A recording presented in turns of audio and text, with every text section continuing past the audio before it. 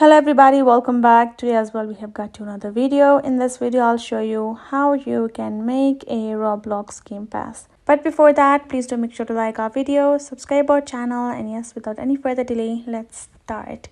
So for that, what you're gonna do is simply gonna go ahead and access your browser, type in create.roblox.com and access it.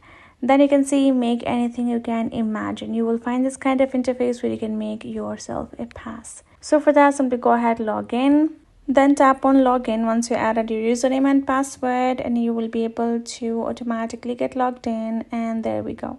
Right, and once you're here in the creation section, yes, from over here you have to make sure you're in the experiences section and switch to my experiences over here and tap on your experiences, which will be listed. Once you have tapped on the particular one, you will be able to go to the section of, once you're in the overview section, you will find this option of monetization, where you will have this option of passes. You will gotta have to tap on the passes, and that you will have to go through the creating it. They will let you know the steps one by one, so make sure to follow the instruction given on screen accordingly. Simply go ahead, confirm it, add in the information, and once your pass is ready, it will let you know it.